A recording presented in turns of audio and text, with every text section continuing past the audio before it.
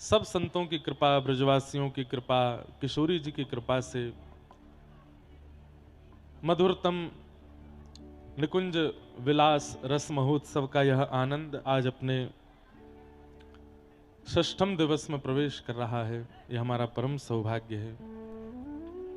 ठाकुर जी की मधुरतम लीला, ठाकुर जी के मधुरतम वैष्णवों का इतना समूह, ठाकुर जी के अधर का मधुर प्रसाद, कभी कोई राग रागनियां छिड़ रही हैं, कभी कोई कीर्तन हो रहा है, कभी कोई नृत्य चल रहा है, और कुछ नहीं तो हम जो श्वास यहां ले रहे हैं उसमें व्रज के कण जा ही रहे हैं भीतर। व्रज रज के कण, शायद वृंदावन में भी इतनी रज अब अनुभूति में नहीं आती। बड़े आनंद की बात है। निकुंज रस विलास महोत्सव चल रहा है। हम लोग कल वेणु गीत के कुछ भावों का स्मरण कर रहे थे, श्रवण कर रहे थे, और उन्हीं का श्रवण करते हुए फिर कल हमने गिरिराज पूजन किया। पर आज फिर से वेणु गीत के जो श्लोक शेष रह गए उन पर थोड़ी चर्चा करेंगे। कल ऐसा संयोग बैठो कि कल कथा में भी वेणु गीत, और कल रात को रास बिहारी ठाकुर जी भी वेणु चोरी लीला, वंशी चोरी लीला ही यहां कर रहे थे। तो कहीं ना कहीं ये बात और स्पष्ट हो गई चित्त में कि श्री राधा कुंज बिहारी लाल जी को वेणु गीत का ही भाव विस्तार से सुनना है, इसीलिए बार बार वेणु के भावन को ही प्रस्तुत कर रहे हैं। वेणु गीत तो कल रात्रि मैंने और दो भाव लिखे कि वंशी ठाकुर जी को सबसे ज्यादा प्रिय है, तो वहां वंशी में ऐसो कौन सो लक्षण है, ऐसे कौन से गुण हैं जिसके कारण ठाकुर जी को वो इतनी प्रिय है। सब लोग ध्यान से सुनो। तो कल उसके 4 लक्षण बताए थे, 2 लक्षण और रात्रि में आए हैं ध्यान में। अच्छा, इन लक्षणों में विशेषता क्या है? ये वे लक्षण हैं जो लक्षण मानव यदि अपने जीवन में लावे तो ठाकुर जी के अधर का अधिकारी बन सके, ठाकुर जी के सामिप्य का अधिकारी बन सके। हम सबको उद्देश्य है कि हम सब ठाकुर जी की प्राप्ति करना चाहें, पर ठाकुर जी की प्राप्ति के लिए उनके अनुकूल बनना बहुत जरूरी है। व्रज में जन्म लेने से आप ठाकुर जी के अनुकूल हो तो जाते हैं। व्रज में हम सबको जन्म भयो, हम ठाकुर जी के ही हैं, पर फिर भी एक बात मेरी बहुत ध्यान से सुनियो, सब लोग यहां को देखो। कई बार हम लोगों के मन में ये भाव आ जाए कि भाई व्रज में जन्म है गयो, अब तो हमें कछु करने की आवश्यकता ना है। आपकी बात बिल्कुल ठीक है, लेकिन आप एक बात और सुनो, यही ब्रज में कंस भी जन्म हो, यही ब्रज में राक्षस भी आए हैं कई। वह यमुना जल को 24 घंटा अपने रोम रोम में पिरोवे वारो वो कालियानाग भी है। भैया ये कट क्यों रही है आवाज इतनी वंशी की? या तो हमारे वाले स्पीकर बंद कर दो मंच के। तो क्या बता रहा था मैं कि हाँ, तो कई बार हम लोगों को ये अभिमान है जाए कि हम भैया ब्रज में जन्मे हैं, कैसे ना इतराऊं मैं। कहा मिलो है? बरसाना मिला है। खूब बढ़िया इतराओ, बरसानो मिलो है। खूब बढ़िया इतराओ, आपको वृंदावन मिला है, नंदगाम मिलो है, गोवर्धन मिलो है, डीग मिलो है, जटेरी मिलो है। पर इतरावे को अधिकार तब है जब आप ठाकुर जी के गुणन से युक्त हो, ठाकुर जी के प्रिय गुणन से युक्त हो। नहीं तो ये अहम गोपियों के चित्त में भी आया था। रास बिहार करते समय तो ठाकुर जी उनको छोड़ करके भी चले गए। हम व्रज में जन्मे हैं, ये हमारा सौभाग्य है। बाहर के जन्मे लोगन को थोड़ी कठिनाई है सके ठाकुर जी के योग्य बनने में। अरे हम ब्रजवासीन को इतनी कठिनाई को सामना ना करना पड़ेगा, हम तो बहुत जल्दी ठाकुर जी के कह सकें, पर हम प्रयास ना करें या अभिमान में प्रयास ना करें कि हम ब्रज के, हम तो ठाकुर जी के ही हैं, जन्मते ही ठाकुर जी के हैं भैया हम ठाकुर जी के। लेकिन कभी अपने गुण दोषन पे स्वयं चिंतन करो। ठाकुर जी बड़े कृपालु हैं, ब्रजवासीन में दोष ना देखें, लेकिन हमको स्वयं देखने चाहिए कि हम में कहा दोष है। कहीं वो ठाकुर जी की सेवा में कष्टदायी तो नहीं है, कहीं वो ठाकुर जी की सेवा में ठाकुर जी को कष्ट तो नहीं दे रहे हैं। इसलिए वेणु वंशी के लक्षण क्या हैं? वंशी का सबसे पहला लक्षण कल मैंने बताया कि वो दोष युक्त होते हुए भी ठाकुर जी के सामने दोष छुपाती नहीं, अपने समस्त छिद्रों को प्रकट कर देती है। दूसरा लक्षण कल हमने सुना था सहनशीलता, बहुत सहकर के वंशी बनती है। आज बहुत सुंदर प्रसंग है वेणु गीत में, इसलिए बहुत ध्यान से सुनना। तीसरा वेणु का लक्षण क्या है? पूर्ण अधीन। वंशी पूर्ण अधीन रहती है, स्वर उसके पास है, योग्यताएं उसके पास हैं, आकर्षण करने की योग्यता उसके पास है, लेकिन सारी योग्यताएं होते हुए भी ठाकुर जी के अधीन रहती है। आप चाहोगी तो बजूंगी, नहीं तो नहीं। ये सारे लक्षण हम सब ला सकते हैं अपने चित्त में। चौथा, कल इन पे विस्तार से चर्चा हुई इसलिए केवल मैं नाम बोल रहा हूं। चौथा वेणु का लक्षण क्या है? बिचौलिया। वंशी बजती है, सबको प्रिय लगती है, लेकिन वंशी से ना वंशी बजाने वाले से प्रेम होता है। वंशी बिचौलिया है, सबको खींचती तो है पर खींच करके अपने पास नहीं, अपने स्वर को साधने वाले ठाकुर जी की ओर ले जाती है, बिचौलिया है। तो ये चार लक्षण हम लोगों ने कल सुने थे। अब विषय मैंने ऐसा उठा लियो है कि बहुत एकाग्र चित्त और शांति की आवश्यकता है, पर राधा कुंज बिहारी तो सुन ही रहे हैं, बहुत ध्यान से सुनिए। दो लक्षण और जो कल चित्त में आए कि वंशी में और दो कौन से लक्षण है? पहला नहीं, पांचवा लक्षण, चार तो कल हमने सुने। पांचवा लक्षण है संग्रह नहीं करती। आपने राग देश बजाया, राग मालकोश बजाया, ये तो जो वंशी बजाना जानते हैं उनके लिए बात है। आपने चाहे जो राग बजाया, सब उसके अंदर आते हैं पर ठहरते नहीं, संग्रह नहीं करती। ठाकुर जी को प्राप्त करने वाला व्यक्ति संग्रही नहीं होना चाहिए। बहुत इकट्ठा करने वाला व्यक्ति भगवत प्राप्ति नहीं कर सकता। जिसके अंदर बांटवे की ज्यादा क्षमता है, दैवे को ज्यादा मन जाको रे हमेशा, वो ठाकुर जी का अधिकारी बनता है। हम लोगों के अंदर संग्रह वृत्ति बहुत है। कोई न कछु दे दियो तो वह संभाल के रखेंगे, अपने प्रयोग में लेंगे, ठीक है, अच्छी बात है, ये मानवीय स्वभाव होता है। पर मानवीय स्वभाव और भक्त स्वभाव में अंतर भी तो है। भक्त स्वभाव कैसा है? वो विक्रय करता है, वो बांटता है, वो लुटाता है। संतों में और हम गृहस्थियों में अंतर क्या है? हम गृहस्थी सब संग्रह करते हैं, संत सब बांट देते हैं, जो आए उसको दे दें। आपने कोई बढ़िया वस्तु दी, आपके बाद कोई आए तो वागू दे देंगे। आप कई बार क्रोध भी कर सकते हो, महाराज जी हम बड़ी दूर से आपके लिए लाए थे, आपने उसको दे दी। अरे भाई, भगवत प्राप्त का ये स्वभाव है कि वो अपने पास ज्यादा रखेगा नहीं, और जो अपने पास ज्यादा रखे वो भक्त नहीं, वो तो बांटे। और या कोई एक भाव ऐसो है, प्रेम गली अति सांकरी तामे दो ना समाये, इतनी छोटो हृदय हमारो, वहां में प्रिया लाल जी विराजमान है, और कोई के लिए स्थान है नहीं वहां पे, इसलिए सब बांट दें। अरे कहां तक कहें, भाई छोड़िया बंधु छोड़िया, छोड़िया जग सोई। मीराबाई कह रही हैं, भाई छोड़िया बंधु छोड़िया, छोड़िया जग सोई। साधुअन संग बैठ बैठ, साधुअन संग बैठ बैठ, साधुअन संग बैठ बैठ, लोक लाज खोई रे। मेरे तो गिरधर गोपाल, मेरे तो गिरधर गोपाल, दूसरो न कोई, दूसरो न कोई। कहने वाली बात है बंधुओं, ठाकुर जी जीवन में आएंगे ना तो आप रहोगे परिवार में, आप रहोगे माताजी पिताजी पत्नी पति बच्चा सबन के बीच में रहोगे, पर पता नहीं क्यों सबके बीच रहते हुए भी एक सन्यास जैसी स्थिति रहती है। कोई बहुत आसक्ति नहीं है उन सब के प्रति, और ये हो जाती है। इसलिए मैं तो आजकल युवा बहुत आते हैं कथाओं में, तो उनको समझाता हूं कि भाई ये मार्ग अच्छा तो बहुत लग रहा है, लेकिन सब छूट जाएगा, ध्यान रखियो या बात को। परिवार वाले शिकायत करते रहेंगे, हम ते बात ना करे, हमारे पास बैठे ना आए, हम ते मिले ना आए, हम ते बोले ना आए, हम ते कुछ सुख दुख की कहे ना आए।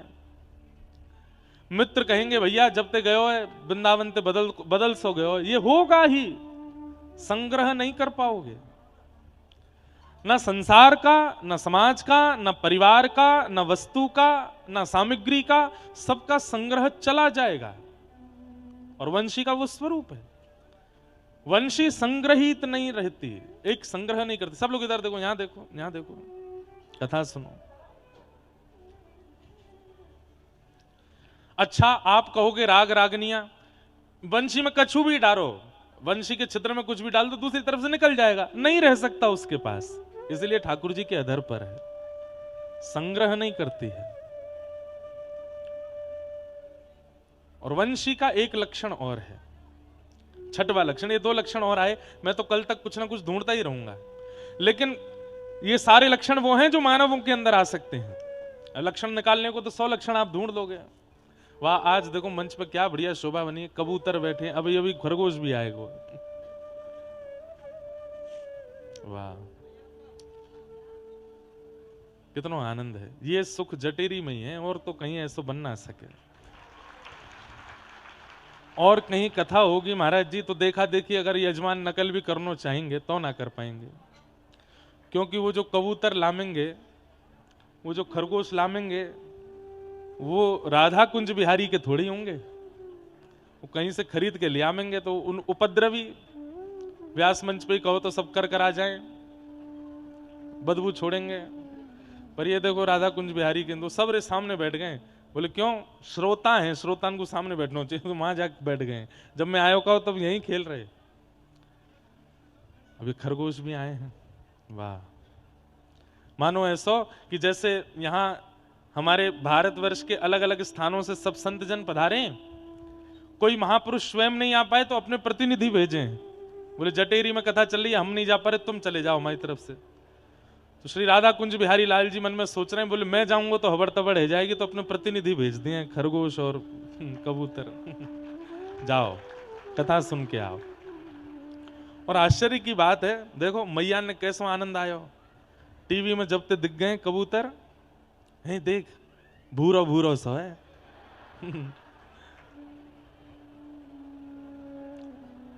देखो चर्चा का विषय बन गया।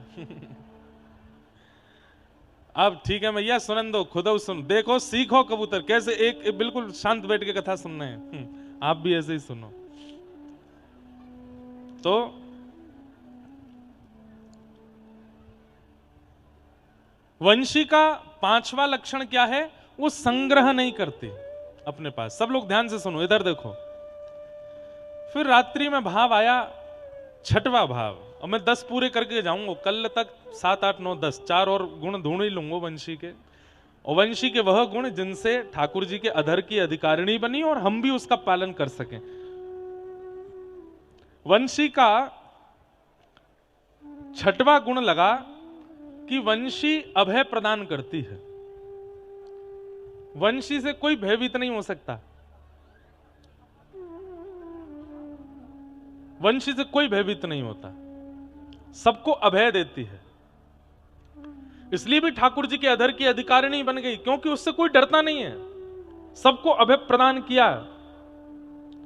जबकि वंशी का वंश भय देने वाला है। बांस के लट्ठा बनते हैं, बांस के डंडा बने, वो सबको भय देते हैं, चाहे पशु हो, पक्षी हो, चाहे वो मानव हो, सबको भयभीत करने वाला होता है बांस। लेकिन वही बांस जब बंसी बन जाता है, तो बंसी बनने की प्रक्रिया ही बांस की ये कहती है कि मैं अब सबको अभय करता हूं, मुझसे डरने की आवश्यकता नहीं है। और वही सबको भयभीत करने वाला बांस जब बंसी बन जाता है, तो ठाकुर जी के अधर पर बैठ जाता है, ठाकुर जी के अधर का अधिकारी बन जाता है। आज मानव चाहे तो अपना रूप ऐसा बना सकता है कि उससे कोई भी डरे, सब भागें। मैं अपने धन के बल पर, ज्ञान के बल पर, अपने शरीर के बल पर किसी को भी ताड़ सकता हूं, लताड़ सकता हूं, उसको कष्ट दे सकता हूं। लेकिन मैंने सबका स्वरूप ऐसा बना लिया, चाहे मेरा ज्ञान हो, बुद्धि हो, भाव हो, सब प्रेम में हो गया। ठाकुर जी अधर पर धारण करते हैं। योग्य है, पर योग्य होते हुए भी सब क्रियाओं को अभय युक्त कर देता है। तो वंशी का ये छठवां लक्षण क्या पता चला कि वंशी की जो जाति है बांस, वो सबको भयभीत करता है, डंडा बनके, लठ बनके। लेकिन वंशी जब वही लट्ठा, वही डंडा जब वंशी बन जाता है, तो अभय कर देता है। अब मुझसे डरने की जरूरत नहीं है, आप सब लोग निर्भीक हो जाओ। एक बहुत सुंदर पद है, ये भी आयो कल रात में पड़वे में, बहुत सुंदर भाव है। राग बदलो भैया, कोई बढ़िया सुनो।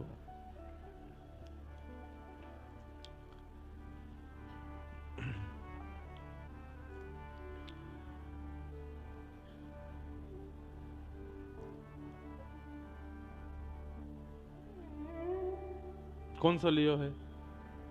रागेश्वरी। कोई बहुत सुंदर राग है। मुरली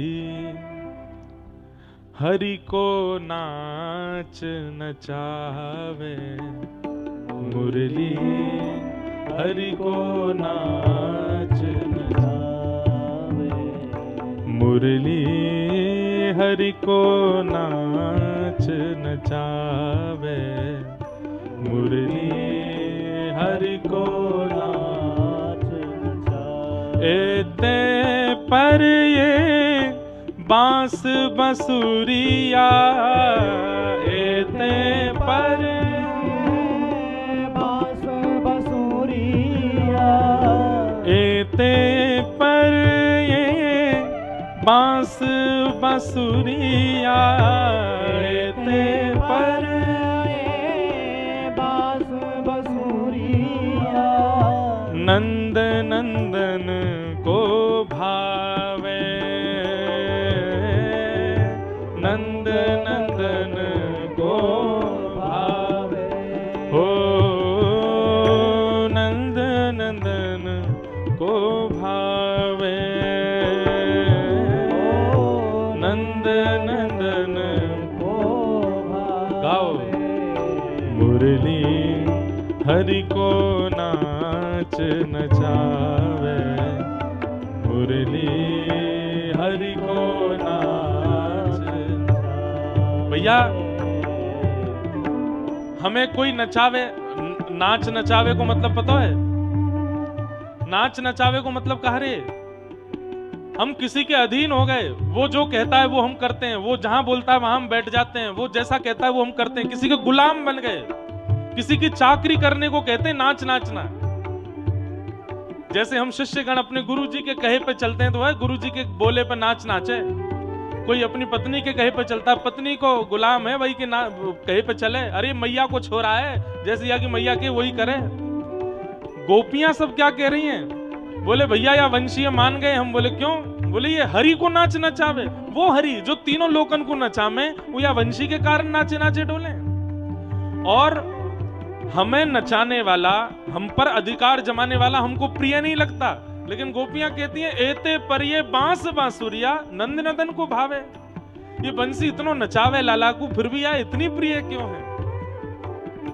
हरि को नाच नचावे वंशी, हरि को नाच नचावे। कैसे नाच नचावे? ठाड़े रहत अधीन ताक में, ठाड़े रहत अधीन ताक में। चलते फिरते ठाकुर जी वंशी नहीं बजाते, चलते फिरते सब काम करें ठाकुर जी, लेकिन जब वंशी बजाने को समय आवे तो ठाकुर जी स्थिर रह जाएं, एक जगह खड़े रह जाएं, फिर बजावें।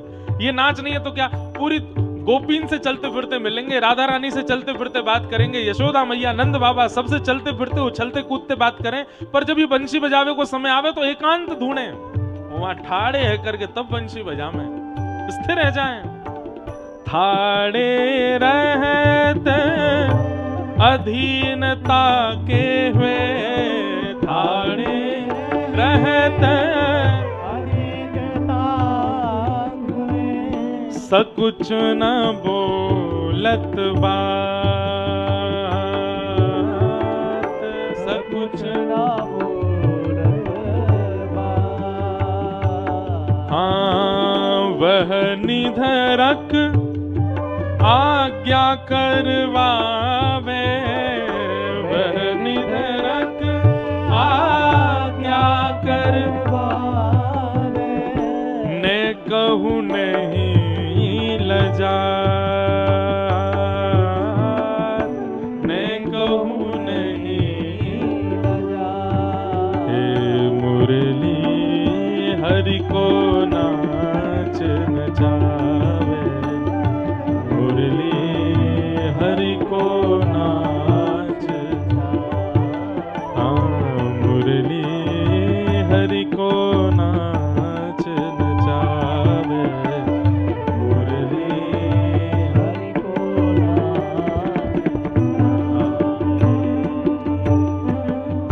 हम पर रिस, गोपियां गा रही हैं, हम पर रिस कर कर अवलोके, हम पर रिस कर कर अवलोके, नासा फूट फरकावे,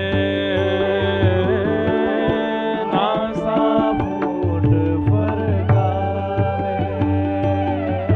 हे सूरदास जब जब रीझत है, सूरदास जब जब रीझत है, सूरदास जब जब रीझत है, सूरदास जब जब रीझत है, ओ तब तब शीश डुलावे, तब तब शीश डुलावे, मुरली हरि को नाच नचावे, मुरली हरि को नाच नचावे, मुरली हरि को नाच नचावे, मुरली हरि को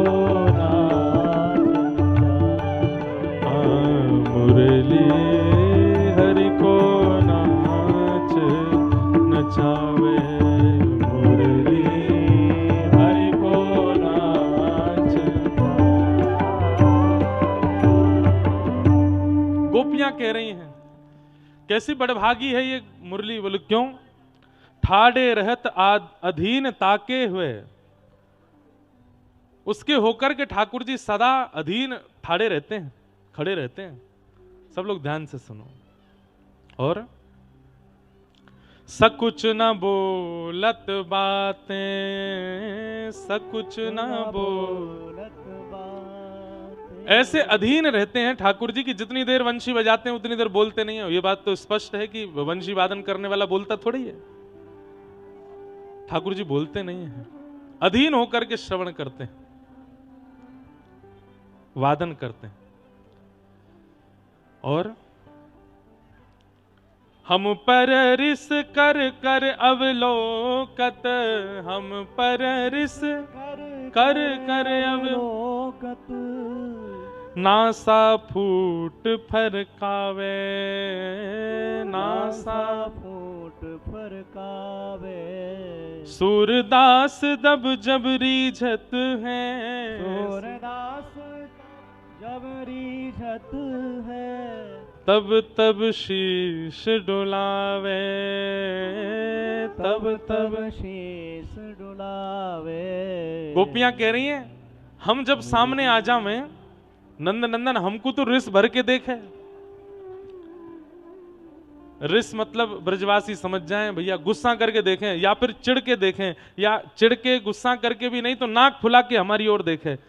गोपियां कह रही हैं हम जैसे सामने आ जाएं तो हमको तो ऐसे देखे, हम पर रिस कर कर अवलोकत, नासा फूट फुलावे, अपनी नाक फुलाए ले हमें देख के। तो जैसे हम आएंगे, जैसे हम लोग कई बार करते हैं ना, बिल्ली रास्ता काट गई भैया मेरो काम अशुभ होएगा, ऐसी ठाकुर जी गोप ग्वालन के संग डोलते डोलते जैसी कोई गोपी सामने आ जाए सोई ठाकुर जी बिना कछु बोले सिर पे हाथ धरे, ग्वाल वाल के लाला कहा भयो, अरे मेरो काम रुक गयो, बोले काय को जे आएगी मेरे सामने, याकू देख लियो मेरो काम बनेगा ही नहीं।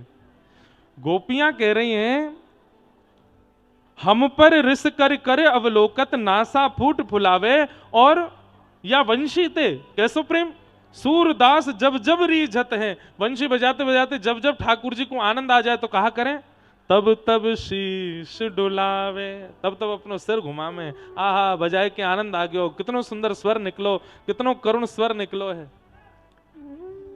मुरली हरि को नाच नचावे, ये वंशी ठाकुर जी को नृत्य कराए रही है। ऐसे सुंदर भाव गोपियों के हैं। तो हमने 6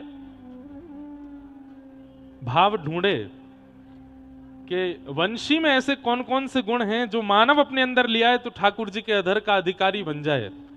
अधर का अधिकारी मतलब ठाकुर जी के सामिप्य का अधिकारी बन जाए। एक बात आपको बताते हैं, बहुत स्पष्ट रूप से सुनिएगा।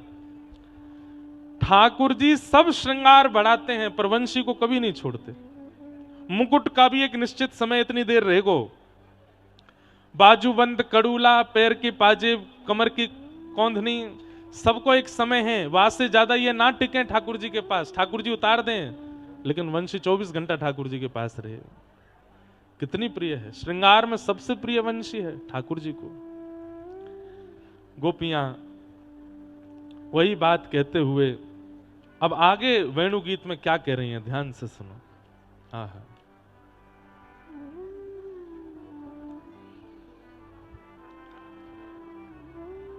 कि गोप्य किमाचरदयं कुशलस्म वेणु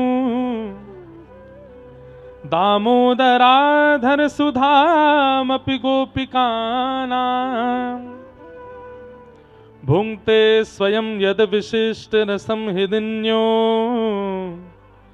यस्यत्युचोक्षुमुमुचुस्तरवो यथार्याः कि वृंदावनम सखि भुवो वितनोति कीर्ति यद देवकी सुतपदाम्बुजलब्ध लक्ष्मी कि गोविंद वेणुमनुमत मयूर नृत्यम प्रेक्षादृशान् वपरतान्य समस्त सत्वम।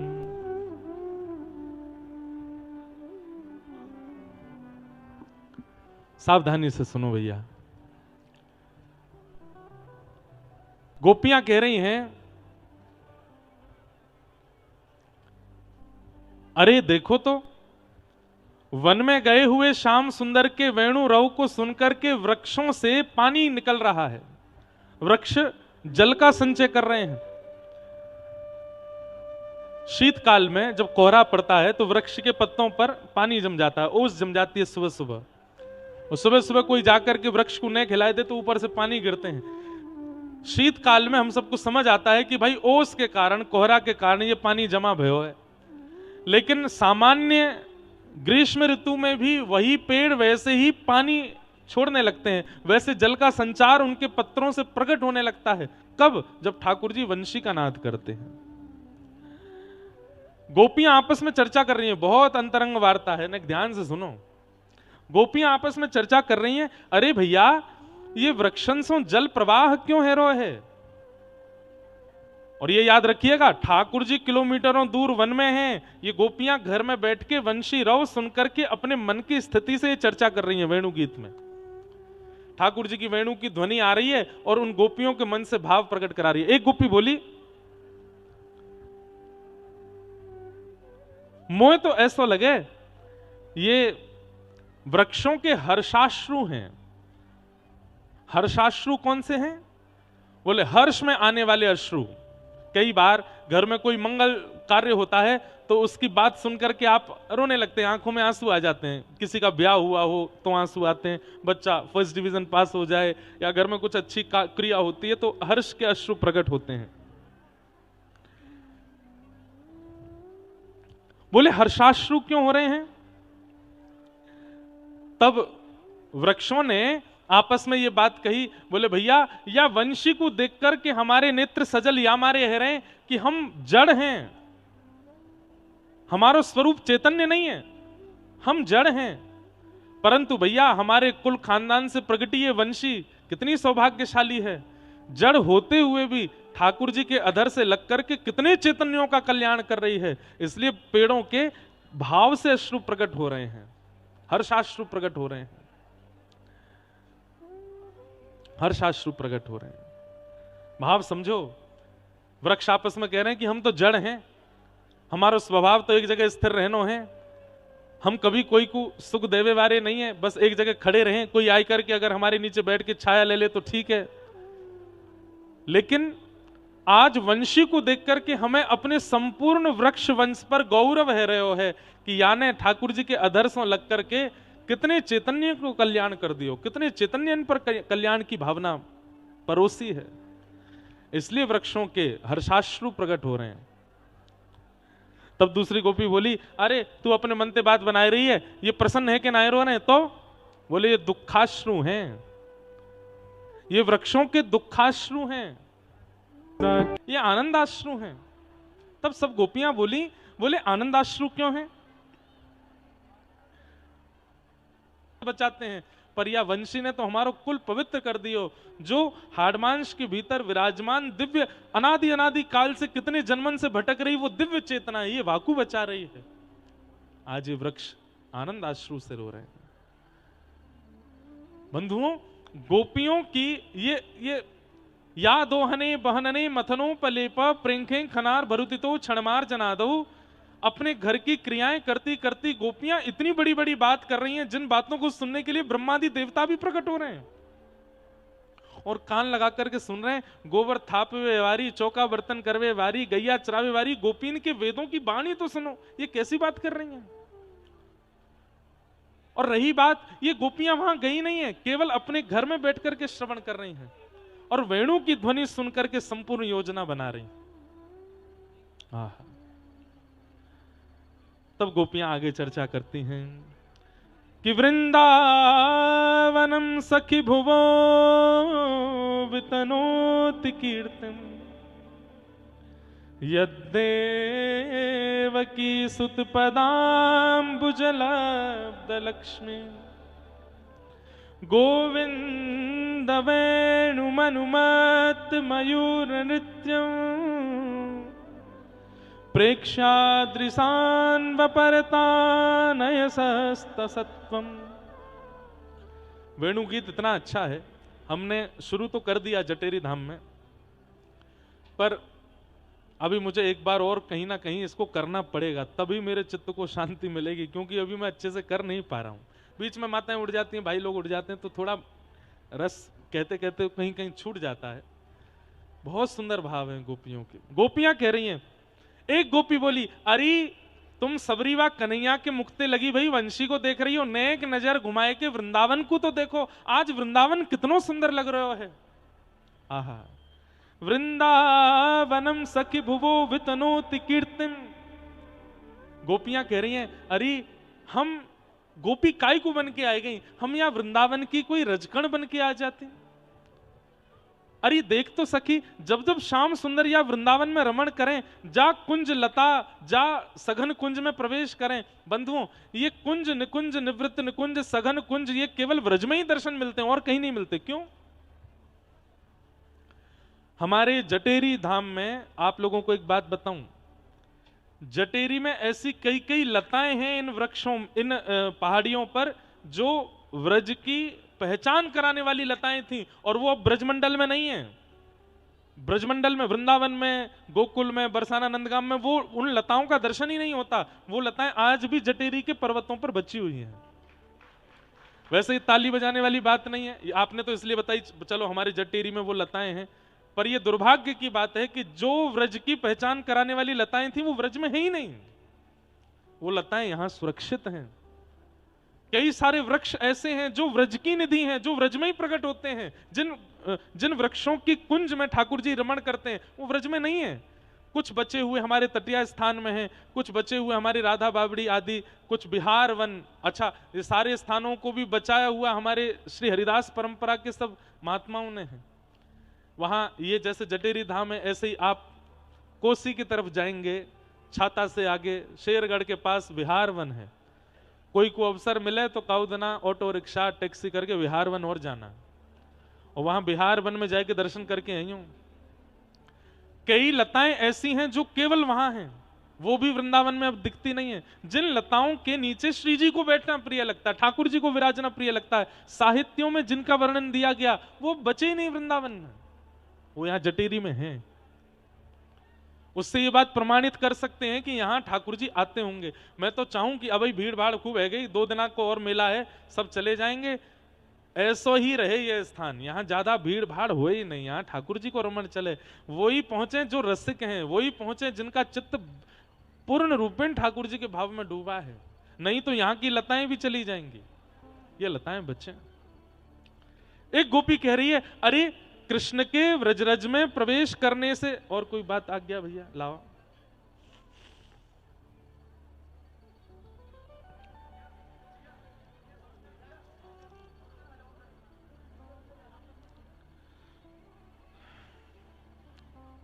प्रणाम कुछ कहना भी है?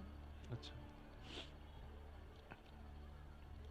जय राधे राधे राधे गोविंद राधे, जय राधे राधे राधे गोविंद राधे, राधे राधे राधे गोविंद राधे, राधे राधे राधे गोविंद राधे, श्री राधे राधे राधे गोविंद राधे, राधे राधे राधे गोविंद राधे, गोविंद राधे गोपाल राधे, गोविंद राधे गोपाल राधे, गोविंद राधे गोपाल राधे,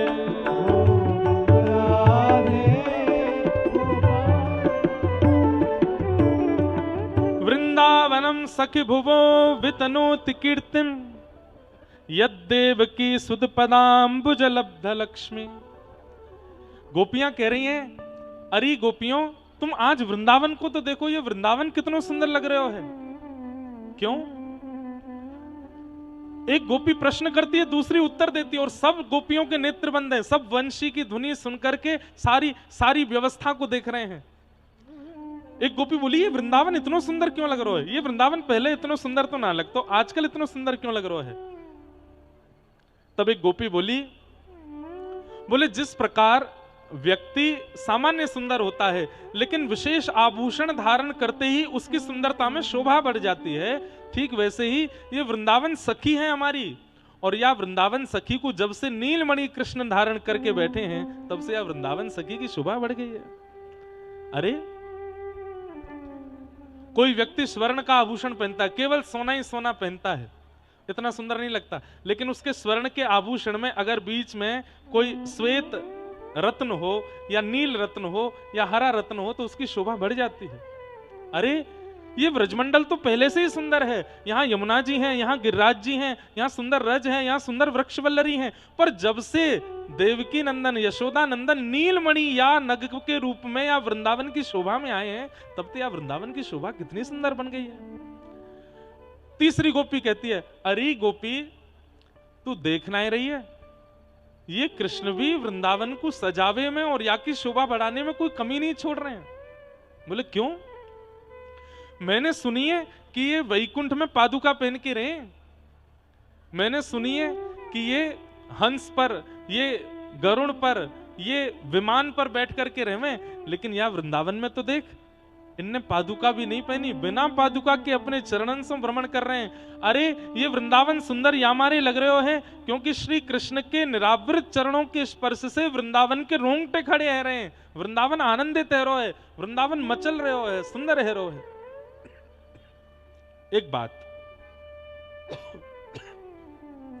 मैं ब्रज की रज में चप्पल ना पहनूं समझ में आता है, आप लोग पादुका ना पहनो। हमारे पूज्य श्री जी महाराज, अभी पलसाना वाले महाराज जी बैठे हैं यहाँ पे, सिद्धि पूरे वृंदावन में इस बात की कि श्री जी महाराज जब भी आते वृंदावन अपनी पादुका उतार देते और चप्पल पहन करके वृंदावन में नहीं रहते। क्यों? बोले जा धाम पे, जा भूमि पे हमारे नंद नंदन ने पादुका नहीं पहनी, वहां हम कैसे पहने? लेकिन नंद नंदन क्यों नहीं पहनते हैं? इसके पीछे क्या कारण है? दो कारण। पहलो कारण, ठाकुर जी को अपने चरण स्पर्शीय, ठाकुर जी को अपनी चरण स्पर्शीय रज सबको प्रदान करनी है। ठाकुर जी बोले मैं तो चलो जाऊंगा कुछ दिना की लीला करके, मेरे बाद या ब्रज में आवे वाले लोग ऐसे बावले है करके रहेंगे, तो उनके लिए मैं काय रूप में रहूं? तो रज में इतनो रहूं, इतनो अपनो स्पर्श या रज को प्रदान कर दूं कि रज मेरो ही रूप है जाए, ताकि याकू शीश से लगा के, याकू हृदय से लगा के, याकू अपने सर्वांगीण अंग से लगा करके व्यक्ति को मेरे भक्ति को अनुभव होए। पहली बात। दूसरी बात, पादुका हर जगह नहीं उतारी जाती, पादुका वहां उतारी जाती है जहां पर सम्मान की पराकाष्ठा पार हो, वहां पादुका उतारी जाती है। वृंदावन में ठाकुर जी पादुका नहीं पहनते क्योंकि श्री वृंदावन का सम्मान ठाकुर जी करते हैं। रास्ते लेकर के और यमुना तट तक का वृंदावन मत लिया कीजिए आप। ये 84 कोस व्रजमंडल कहते हैं हम इसको, व्रज हैं कहते हैं हम इसको, जो कुछ भी है ये पूरा संपूर्ण समग्र वृंदावन ही है। और ठाकुर जी ऐसा नहीं कि वृंदावन में नहीं पहनते, जटेरी में पहने होंगे या कामवन में पहने होंगे, डीग में, कहीं नहीं पहनते, पादुका व्रज में पहनते ही नहीं है। और निरावृत चरणों से जब ठाकुर जी व्रजमंडल की रज में अपने चरण रखते हैं तो गोपियां कहती हैं राम कृष्ण चरण स्पर्श प्रमोद। जैसे कभी ठंडी व्यार अगर हमारी त्वचा का स्पर्श करे तो हमारे रोंगटे खड़े हो जाते हैं, कोई अत्यंत सुखद स्पर्श यदि हमारा स्पर्श करे तो हमारे रोंगटे खड़े हो जाते हैं। ऐसे ही ठाकुर जी के निरावृत कोमल चरण जब श्री वृंदावन का स्पर्श करते हैं तो वृंदावन सुख से फूल जाता है और गोपियों को सुंदर दिखने लगता है। ये कुंज निकुंज जैसे जैसे श्याम सुंदर चलते हैं तहां तहां की कुंजें झुकती चली जाती हैं, कभी अपना पत्र, कभी अपना पुष्प, कभी अपना फल ठाकुर जी के सामने प्रेषित करती हैं। हमारे व्रजमंडल में ज्यादा ऊंचे पेड़ नहीं दिखाई देंगे, ज्यादा चौड़े पेड़ नहीं दिखाएंगे। जैसे ठाकुर जी त्रिभंग लली हैं ऐसी व्रजमंडल की लताएं भी त्रिभंग लली हैं, ऐसी टेढ़ी मेढ़ी सी हैं। क्यों? ठाकुर जी चल करके आए किसी वृक्ष के नीचे, ठाकुर जी को मन है कि मैं लेट जाऊं, तो वो वृक्ष तुरंत अपनी जड़ता को छोड़ के चैतन्य होकर के बिस्तर बना देता है कि श्याम सुंदर लेट जाएं। ठाकुर जी को मन है जाए यहाँ पे बैठ के नेक देर पाम चलाऊंगो, नेक देर ऐसे जैसे ऊपर लटक करके पाम चलाते हैं, सो वो वृक्ष ऐसे ऐसे आड़ बना लेता है, ठाकुर जी उस पर चढ़ जाते हैं, अपने पैर लटकाते हैं। ठाकुर जी को मन है जाए मैं हाथ अंते लटकूंगो, सो वो पेड़ ऐसी मुद्रा बना ले कि ठाकुर जी वापस चढ़ जाएं और चढ़ करके थोड़ी देर ये रूप 5000 साल पहले वृंदावन की लताओं का था नहीं, कुछ वर्ष पहले तक भी वृंदावन की लताएं ऐसी ही थी। हम लोगों के लिए तो वो जड़ हैं, पर ठाकुर जी की सेवा के लिए आज भी लताएं रूप धारण कर लेती हैं। महाराज जी कल गिरिराज जी पूजन है रो, मुझसे वैसे कोई ने मना करिए कि आप ज्यादा अपने लाल जी की अनुभव लीलाओं को बताया नहीं करो, छुपाया करो, पर मैं रह ना पाऊं कि आप लोगों को विश्वास यदि प्रगाढ़ होवेगो मेरे बतावे से तो मैं बताऊंगा। तो कल जब वहां आप और मैं नीचे सरोवर पे बैठे, ठाकुर जी ऊपर लतान में जब बैठे तो मन में भाव आ रहा हो, कहीं से सूर्य की किरण ठाकुर जी के बिल्कुल गाल पे पड़ रही, नेक सी बिल्कुल यहीं आ रही जोड़ते। मैंने कि भले ही शीतकाल है लेकिन लाला को नेक चुभ तो रही होगी गाल पे। कोई या तो सिंहासन ने इधर इधर कर दें या पेड़ की कोई एक डाल ऐसी आगे आ जाए जैसे ठाकुर जी पे पड़े नहीं, बस इतना विचार ही कियो और थोड़ा बस इधर उधर चमर वमर रख के जैसी देखी, अपने आप ही एक लता ने ऐसी छांव बनाई कि वो सूर्य की सौरी किरण वाली लता के ऊपर आ रही, ठाकुर जी पर नहीं पड़ी, अपने आप ये भई कल लीला। आज भी वृंदावन के जितने भी वृक्ष हैं वो आज भी चैतन्य हो जाते हैं यदि ठाकुर जी की लीला उनके सघन स्थान पर हो तो। हाँ, हम आप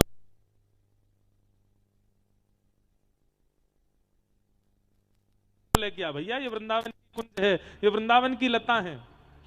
श्री हरदास कुंज में श्री व्यास जी महाराज जो कह रहे हैं वह बात एकदम अकाट्य प्रमाणित है। इसका प्रमाण हमारे प्रातः स्मरणीय परम पूज्य श्री गुरुदेव भगवान श्री स्वामी राधाचरण नाथ जी महाराज, आपके काल में व्यास जी महाराज श्री टटिया स्थान के निकट में ही एक स्थान और था जिसका नाम वर्तमान समय में मोहिनी वाटिका है। कुछ काल पूर्व वह स्थान श्री रंग जी मंदिर के अधीन था तथा वहाँ पर एक श्याम तमाल की लता बड़ी ही अद्भुत, उसके दर्शन दास ने भी किए हैं। अभी कुछ वर्ष पूर्व ही वह लता सूखी है, उसको उस भूमि को बेच दिया गया। तब वहाँ पर उस लता को काटने वाले कुछ मजदूर आ गए और जैसे ही उन्होंने उस पर आरी चलाना प्रारंभ किया, उस लता जी में से रक्त की धार निकली और सब संतों ने अपनी आंखों से इसको दृश्य को देखा और संपूर्ण लता में ऊपर तक नेत्र कमल ही नेत्र कमल निकल आए। तब श्री गुरुदेव भगवान श्री सरोवर बिहारी में अपनी निज लीला में समाधिस्थ भाव में भजन कर रहे थे। तभी दो सखियां, एक नीली साड़ी में और एक लाल साड़ी में महाराज जी के निकट पहुंची। महाराज जी स्तब्ध रह गए कि द्वार तो नीचे से बंद हैं पर ये माता बहन कहाँ से आई। तब वे दोनों सखियां बोली कि गुरुदेव आपके राज्य में भी हमारी रक्षा नहीं होगी तो कहाँ होगी। महाराज जी बोले आप कौन हो? तब बोली कि हम प्रियालाल की सखी हैं। तब महाराज जी बोले आप कहाँ विराजो? तब उन्होंने कहा हम वहीं लता पर विराजते हैं। तब श्री गुरु जी महाराज ने संतों को भेजकर उस लता के मजदूरों को उनकी मजदूरी देकर उनको विदा किया तथा उनके मालिकों से बात करके उस संपूर्ण स्थान को ही खरीदा उन लताओं के लिए। तो आचार्य चरण कहते हैं कि वृंदावन की द्रुम अरुबेली और प्रियालाल की सखी सहेली, ये सब प्रिया प्रीतम की सखियां हैं। रे मन वृंदा विपिन निहार, आचार्य चरणों ने श्री वृंदावन की शोभा को निहारने का आदेश दिया है, छूने का नहीं। इनको कष्ट न दें, इनके दर्शन करें, इन पर दूध फूल चढ़ाएं, इनकी कृपा का अनुभव करें। और दूसरा भाव आशा महो चरण रेणु जुषाम हम श्याम वृंदावने किमपि गुल्मलतौषधीनाम या दुस्त्यजम स्वजन मार्य पथम चहित्वा भेजुर मुकुंद पदवीम श्रुति भैरव मृग्याम। श्री ठाकुर जी से जब पूछा गया कि महाराज आपका सबसे प्रिय पात्र कौन है, तब भगवान बोले नमे तथा प्रियतम आत्मयोनिर न शंकर न च संकर्षणो न शरीर नैवात्मा च यथा भवान। कोई कहता है मुझे बलदाऊ जी प्यारे हैं, कोई कहता है लक्ष्मी जी प्यारी हैं। ठाकुर जी कहते हैं न मुझे बलदाऊ जी प्यारे हैं, न लक्ष्मी जी प्यारी हैं, न शंकर भगवान प्यारे हैं, और यहाँ तक कि अपनी आत्मा भी प्यारी नहीं है। तो फिर आपको प्रभु प्यारा कौन है? तो वही भगवान अपने सबसे प्रिय भक्त उद्धव जी से कहते हैं उद्धव मुझे तो सबसे प्यारे मेरे भक्त लगते हैं तुम हो। और वही भक्त उद्धव जी भगवान से क्या विनती करते हैं कि हे प्रभु मुझे आपसे कुछ नहीं चाहिए, बस मुझे तो वृंदावन की कोई छोटी से छोटी लता बना दो, जिससे कि आपके प्रेमी संत, आपके भक्त, आपकी गोपी ग्वाल बाल जब उस मार्ग से निकल कर जाएं, उनके चरणों की रज उड़े और मेरे मस्तक पे लगे और मेरा जीवन धन्य हो जाए। जय बिहारी जी की। बहुत सुंदर महाराज जी। तो वृंदावन के जितने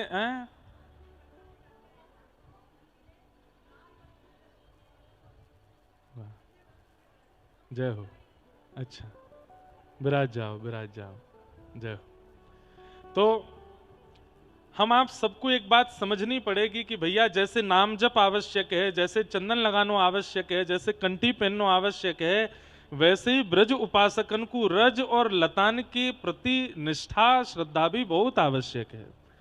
नहीं तो ठाकुर जी की कृपा में कहीं ना कहीं ये सब संकेत गोपियां कर रही हैं। वृंदावनम सखी भुवो वितनोत कीर्तिम यद्देव की सुत पदाम्बुजलब्ध लक्ष्मी। लताएं अपने आप रूप बना लेती हैं। जब श्री हितरवंश महाप्रभु श्री राधा वल्लभ लाल जी को चित्थावल से मदन टेर लेकर के आए, ऊंची ठौर, सब लोग इसको देखो, यहां देखो, यहां देखो, ध्यान से सुनो। मदन टेर ऊंची ठौर, जहां पर श्री राधा वल्लभ लाल जी मंदिर से पहले विराजमान, कितने दिनों तक वहीं विराजमान रहे। तो कहते हैं जैसे ही श्री राधा वल्लभ लाल जी को वहां विराजमान किया, सारी लता गुल्म पत्रों ने रात रात में ही ऐसी सघन कुंज बना करके गर्भगृह बनाया ताकि वर्षा हो तो राधा वल्लभ लाल जी पर छींटे नहीं पड़े, धूप पड़े तो श्री राधा वल्लभ लाल जी को उष्णता नहीं हो, रात्रि में शीतलता होती तो द्वार भी नहीं थे तो अपने आप ही लताएं ही आकर के अपनी बेलों से द्वार बना लेती, श्री राधा वल्लभ लाल जी की शयन हो जाती। ये सारी लता ही अपने आप अपने रूपों को ऐसा परिवर्तित करती थी कि उसमें श्री ठाकुर जी बड़े प्रेम से विराजते। इसलिए वृंदावन अति सुंदर लग रहा है, अति प्यारा लग रहा है। वृंदावन की शोभा निरखत, हरे राम व्यास जी गा रहे हैं। वृंदावन की शोभा निरखत मेरे नैन से रात, वृंदावन प्यारो वृंदावन, वृंदावन प्यारो। ये इसी पद की प्रेरणा से वृंदावन रसामृत लिखा गया। श्री हरिराम व्यास जी महाराज क्या कह रहे हैं, जो गोपियों को यहां अनुभव हो रहा है। ठाकुर जी ग्वाल बालों के संग चल रहे हैं और वृंदावन फूले नहीं समा रहा है। ज्यों ज्यों चरण पड़ते हैं श्री श्याम सुंदर के, वृक्ष वल्लरियां इतनी सुंदर होती जा रही हैं, पुष्प प्रकट हो रहे हैं, फल प्रकट हो रहे हैं। सारी वृक्ष वल्लरियों ने वृंदावन की शोभा को अद्भुत कर दिया है। गोपियां अपने घर में बैठे बैठे समग्र वृंदावन की भलैयां ले रही हैं। कितना सुंदर है वृंदावन। वृंदावन की शोभा निरखत, वृंदावन की शोभा निरखत, वृंदावन की शोभा निरखत, वृंदावन की शोभा निरखत, हे मेरे नैन सिरात वृंदावन, वृंदावन वृंदावन करो वृंदावन, हे श्री वृंदावन करो वृंदावन। श्री वृंदावन प्यारो वृंदावन। और फिर यही भावना से हमने सप्तनिधिन के भाव प्रकट किए। या वृंदावन में श्री ठाकुर जी सीधे खड़े नहीं होते हैं, या वृंदावन में ठाकुर जी पौड़ते नहीं हैं, या वृंदावन में सदा त्रिभंग लली श्याम सुंदर तिरछे खड़े हो में। व्यक्ति सीधा कहां खड़ा होता है, या फिर बिल्कुल सीधा और बहुत मर्यादित कहां रहता है?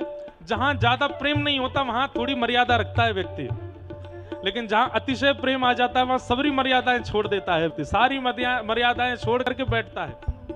अब कोई बालक स्कूल जावे तो सीधो खड़ो रहेगो, सीधो बैठेगो, सीधो चलेगो। लेकिन वही बालक अपने मित्र के यहाँ जावे, उछल तो भयो तो चलेगो, बैठेगो भी तो पामन ने ऊपर कर लेगो, खावेगो भी तो लेट के खावेगो। क्यों? मित्र की यहाँ मर्यादा नहीं, प्रेम है। ठाकुर जी द्वारिका में बिल्कुल सीधे खड़े हैं, बद्रीनाथ में तो तपस्या कर रहे हैं, जगन्नाथपुरी में सीधे ठाड़े हैं, लेकिन श्रीधाम वृंदावन में श्री ठाकुर जी त्रिभंग लली श्याम सुंदर, मुख भी टेढ़ो, कमर भी टेढ़ी, शीश भी टेढ़ो, सब टेढ़ो करके खड़े हैं। क्यों? यहाँ मर्यादित नहीं है, यहाँ प्रेमी श्री कृष्ण है, इसलिए त्रिभंग लली श्याम सुंदर टेढ़े मेढ़े है करके बिल्कुल प्रेम में भर करके छक करके खड़े हैं। सुनो सुनो सुनो सबरे, बैठो बैठो, एक बात सुनो, बहुत जरूरी बात करनी है मोए आप सबंते, जल्दी बैठो जल्दी बैठो। ऐसे ही बैठ जाएं तो मान जाओ भैया। कोई ने मोते एक बात कही, और वो बात ऐसी कही कि भैया ठाकुर ने सोने की नगरी दे दी गुजरात वाले इनको, अपनो सबरो ज्ञान दे दियो हरियाणा कुरुक्षेत्र वाले इनको, हम ब्रजवासी इनको तो केवल भांग घोट के पीवो सिखाए गए ठाकुर जी। बाकी सब कुछ तो सबन को बांट गए। अरे नहीं नहीं नहीं नहीं, यहां देखो वेणु गीत में गोपियां क्या कह रही हैं, कितनी ऊंची बात कर रही हैं। ब्रज को जो ठाकुर जी ने दियो वो तो कोई को दियो ही नहीं है। क्या? यद्देव की सुत पदाम भुजलब्ध लक्ष्मी, साक्षात परांबा जगदम्बा लक्ष्मी, जिसके पीछे आज 8 अरब 9 अरब जितनी जनसंख्या पूरे विश्व की है, 99% नहीं 99.9% लोग लक्ष्मी के पीछे ही भाग रहे हैं आज। पर वो लक्ष्मी भी जिनके चरणों का स्पर्श नहीं कर पाती, सदा चरणों में बैठी रहती हैं कि हे नारायण आप मुझे कृपा करके आज्ञा दें, मैं आपके चरण दबाऊं। लक्ष्मी जी चरणों में बैठी भले ही रहती हैं, पर दबाने की आज्ञा ठाकुर जी देते नहीं हैं। हमारे पूज्य पिताजी कथा में सुनाते हैं, लक्ष्मी जी चरण दबाने बैठी तो ठाकुर जी बोले बहुत तेज दबा रही हो, थोड़ा धीरे दबाओ। तो लक्ष्मी जी ने चरण थोड़े धीमे किए, बोले और तेज लग रहा है, थोड़ा और धीरे दबाओ। तो और धीमे कर लिए, बोले और तेज लग रहा है, थोड़ा और धीरे करो। तो लक्ष्मी जी ने चरणों से अपने हाथ ऊपर करके छाया से जैसे ही चरण दबाने लगी, ठाकुर जी बोले हाँ अब ठीक है, छाया से दबाओ। इतने कोमल हैं ठाकुर जी के चरण। तो आज गोपियां क्या कह रही हैं, अरे वृंदावन तूने ऐसा कौन सा पुण्य किया जो तुमको ये प्राप्त है गए, जो लक्ष्मी को प्राप्त नहीं है, जो जिनके पीछे सब दौड़ते हैं, ऐसी लक्ष्मी को भी जो चरण प्राप्त नहीं है, वो बिना पादुका के बिल्कुल निरावृत, बिना मोजे बिना पादुका के निरावृत चरणों का स्पर्श हमारी व्रजमंडल की रज को प्राप्त हुआ है, या व्रज के संपूर्ण कोने इनको प्राप्त भयो है। आहा, यद्देवकी सुत पदाम भुजलब्ध लक्ष्मी। श्री हरिराम व्यास जी का एक पद मैं गाता हूं ना कथा में, जहां श्री राधा चरण रेणु की कमला लेत बलैया, जहां श्री राधा चरण रेणु की कमला लेत बलैया। आतुर वन में व्यास पुकारे, आतुर वन में व्यास पुकारे। है को रसिक सुनैया, सुनैया वृंदावन साचो धन भैया, वृंदावन साचो धन भैया। ये वृंदावन साचो धन है। क्यों कहते हैं? वैसे तो कमला और श्री किशोरी जी में कोई भेद अंतर नहीं है, लेकिन फिर भी हमारे ब्रजवासी कहते हैं कि लक्ष्मी सीधे किशोरी जी की बलैया नहीं ले पाती हैं, तो किशोरी जी जब उठ करके चली जाती हैं तो उनके चरण जहां रज में अंकित हो जाते हैं, उस रज की बलैया लेती हैं लक्ष्मी जी। आहा, जहां श्री राधा चरण रेणु की कमला लेत बलैया। चरण कितने प्यारे होंगे। धन धन राधिका के चरण, धन धन राधिका के चरण, धन धन राधिका के चरण, धन धन। अच्छा सुनो, आप कहोगे महाराज जी द्वारिका में भी कभी ना कभी ठाकुर जी बिना पादुका के घूमे होंगे। हाँ ठीक है, मान रहा हूं घूमे होंगे। चरण रज द्वारिका को भी मिली है। ठाकुर जी कभी कभी कुरुक्षेत्र में भी हो सकता है युद्ध की भूमि पर ठाकुर जी की चरण पादुका उतर गई हो, तो थोड़ी बहुत रज कुरुक्षेत्र की रणभूमि को भी मिल गई होगी। पर द्वारिका कुरुक्षेत्र को ठाकुर जी की चरण रज मिल गई होगी, प्रिया जी की चरण रज तो फिर भी नहीं मिली। या वृंदावन की रज को तो श्री श्यामा श्याम की चरण रज प्राप्त हुई है। या हमारी ये वृंदावन अति सौभाग्यशाली है। आज घर में बैठी बैठी गोपियां ठाकुर जी की नहीं वृंदावन की बलैया ले रही हैं। अरे वृंदावन तू कितना भाग्यशाली है, तेरे ऊपर श्याम सुंदर निरावृत नंगे पांव विचरण करें। नंगे, अरे तो पे बैठ जाएं, तो पे लौट जाएं, तेरे संग कितना आनंद करें। अरे वृंदावन, हम गोपी क्यों बन के आई? हम वृंदावनी बन के आती या कि रज की कण बन के आए जाती। आहा, सुभग शीतल अति कोमल, सुभग शीतल अति कोमल, कमल के सेवरण, धन धन। अच्छा एक बात आपने देखी, मंदिर के सामने रज पे नंगे पांव चलो, ये जो पथ बनो भयो है जहां हमारी कुटिया है, मेरो तो मन ही ना करे, मैं जात नाते जटेरी आयो, ना पादुका पहनी ना खड़ाऊं पहनी। ऐसी कोमल रज है, जब हमें चलवे में इतना सुख होवे। सोचो आज फिर भी निष्ठुर है, जब कमल कली से हमारी किशोरी जी चलती होंगी तो उनके चरण पड़ते ही रज जान मुझ करके और ज्यादा नरम है जाती होगी कि श्यामा जी आ रही हैं, श्री प्रिया जी आ रही हैं, ठाकुर जी आ रहे हैं, और कोमल है जाओ, कितना सुंदर लगे। कैसे चरण हैं किशोरी जी के। सुभग शीतल अति कोमल, सुभग शीतल अति कोमल, कमल के सेवरण, धन धन कमल के सेवरण। एक कहीं वाणी में मैंने पढ़ो कि जब हमारी किशोरी जी चलें तो चेंटा चेंटी भाग, हम जब चलें तो चेंटा भागे। अरे कहीं मुंह पे पाम नहीं धर दे, मर जाऊंगा मैं।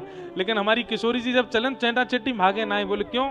इतने कोमल चरण हैं कि चरण पड़वे के बाद वो जीवित ही रहे, वाके प्राण ना निकले। ऐसे कोमल रुई कैसे, कमल कैसे वर्ण।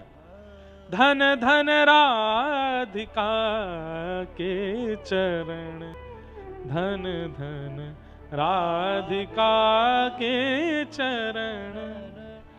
कल रात्रि महाराज जी के संग सरोवर पर बैठ के खूब बात भई। महाराज जी कह रहे इतने कोमल कि हम पुष्प भी ना रख सकें, वो भी चुभेगो प्रिया जी को।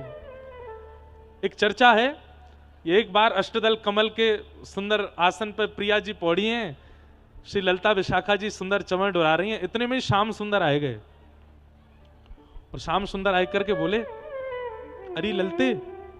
ललिता जी धीरे बोलो, हल्ला मत करो, प्रिया जी सोई हैं।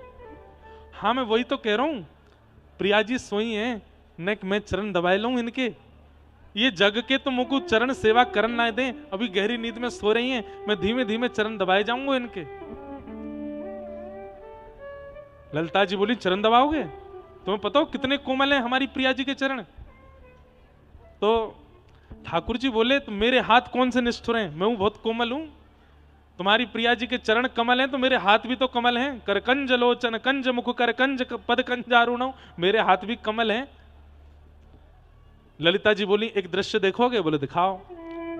तो श्री ललिता जी किशोरी जी के चरणन के पास ले गई ठाकुर जी को, ध्यान से सुनियो, और बोली अब देखो। हृदय से लगाए तो बाहर वाले कई बार बुरा मान जाएंगे, महाराज जी हमको तो कुछ समझते ही नहीं आप ब्रजवासियों के आगे। भैया ब्रजवासी कौन? जो ब्रज में जन्म ले वो ब्रजवासी। और दूसरा ब्रजवासी कौन? जो भले ही ब्रज में ना जन्म लेवे लेकिन 24 घंटा मन में तन में बुद्धि में स्मृति में ब्रज ही डोलता रहे, वो ब्रजवासी है। जाके 24 घंटा चिंतन में केवल ब्रज ही है, वो भी ब्रजवासी है।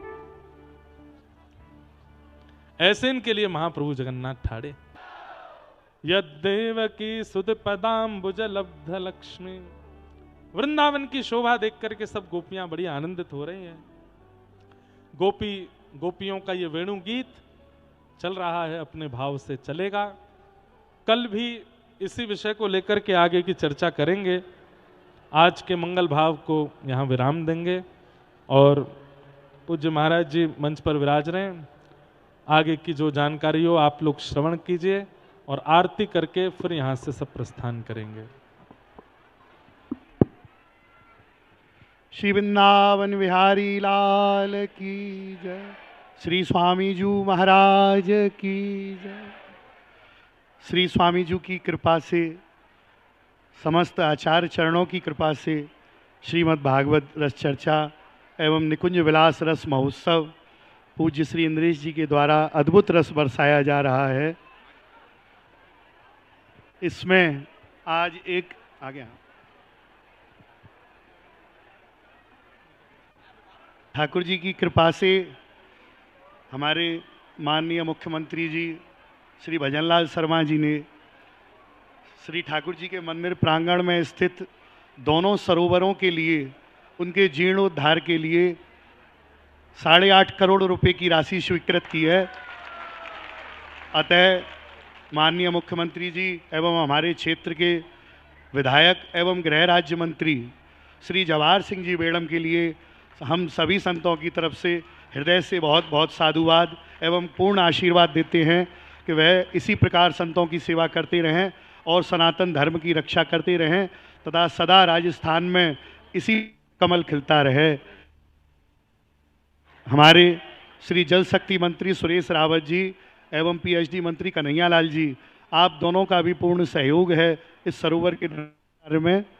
तथा आज श्री व्यास जी को एक शुभ सूचना और हम देना चाहते हैं कि ठाकुर श्री राधा कुंज बिहारी लाल जी का मंदिर जब आज से वर्ष पूर्व जब दास के करकम द्वारा ठाकुर जी ने यह सेवा प्रदान करी, तब दास ने अपने से कहा कि ये ठाकुर जी बड़े मन चले हैं, तीसरा स्थान तो बदल चुके, अब कहीं ये फिर तो आगे नहीं फुदक जाएंगे।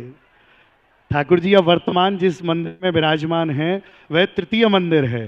प्रथम नीचे था, फिर प्राचीन मंदिर और अब वर्तमान मंदिर। तब हमने कहा कि नहीं, अब तो ऐसा नहीं होगा, ठाकुर जी सदा विराजेंगे। लेकिन ठाकुर जी करुणा वरुणालय हैं, उनकी लीला किसी को पता नहीं चलती है। आज इस जटेरी धाम और यहाँ के भक्तों को देखते हुए ऐसा लग रहा है कि वर्तमान मंदिर भी छोटा पड़ गया है। अतः श्री व्यास जी के सानिध्य में और सभी परम पूज्य संतों के सानिध्य में ठाकुर जी की कृपा से आज हम इस चीज़ की घोषणा हैं कि ठाकुर जी का श्री राधा कुंज बिहारी लाल का भव्य एवं दिव्य श्री राम मंदिर की तर्ज पर नव मंदिर का निर्माण कराया जाएगा, जिस नव मंदिर के निर्माण की आधारशिला जिसे कहते हैं वह होती है नींव। तथा उस नींव की सेवा के लिए हमारे परम प्रिय एवं हमारे बहुत ही प्रेमी हमारे बयाना से नैमी शर्मा जी, जिनको हम चाहेंगे आप मंच पर आएं, एवं भगवान दास जी शर्मा जी जो माननीय मुख्यमंत्री जी के मामा जी हैं, आप दोनों मंच पर पधारें। और अब श्री नैमी शर्मा जी ने व्यास जी ठाकुर जी के मंदिर की जितनी भी नींव में पत्थर लगेगा, चाहे वो 5 करोड़ हो, चाहे 10 करोड़, चाहे 20 करोड़, सारी सेवा आपके द्वारा हो की जाएगी। इसलिए ठाकुर जी की तरफ से इनके लिए बहुत बहुत, और सब संतों की तरफ से नैमी शर्मा क्या है, अब नीम की व्यवस्था तो ठाकुर जी ने अपने आप करा ली। अब भैया नीम के ऊपर की व्यवस्था में सभी भक्त अपना सहयोग करें। बूंद बूंद से ही समुद्र भरता है, और ये ठाकुर जी के मंदिर की सेवा सब भक्तों को मिल रही है। इसमें सब सहयोग करें। हमारे नैमी शर्मा जी एवं भगवान दास जी, आप दोनों के लिए बहुत बहुत हृदय से आशीर्वाद, एवं आप सदा पूर्ण स्वस्थ रहें, प्रसन्न रहें। और सभी हमारे भक्त डीगवासी, श्री ब्रजनगर वासी, अलवर वासी एवं समस्त वृंदावन वासी, मथुरा वासी, कामवन वासी, श्री गोवर्धन वासी, श्री नंदगाम वासी, श्री बरसाना वासी, दाऊजी वाले एवं समस्त ब्रज 84 कोष के समस्त ब्रजवासियों का हम हृदय से हार्दिक अभिनंदन करते हैं। उन्होंने बड़ी कृपा की जो यहाँ उत्सव में आकर यहाँ की शोभा को बढ़ाया, तथा सभी इसी प्रकार संतों का और ब्रजवासियों का सदा प्रेम बना रहे, एवं बाहर से पधारे हुए सभी भक्त सदा ठाकुर जी की इसी प्रकार भावना में लगे रहें, और श्री जी की कृपा सबके ऊपर पूर्ण बरसती रहे। हे श्री श्यामा नागरी, प्यारी करहु कृपा की कोर, ऐसो रंग और रस बरसावो, अब जटेरी धाम को मचे शोर चहुओर। एवं हम श्री दिनेश फलाहारी जी से विनती आग्रह करते हैं कि आप 2 शब्द अपने भी सभी जन सामान्य को संबोधित करें।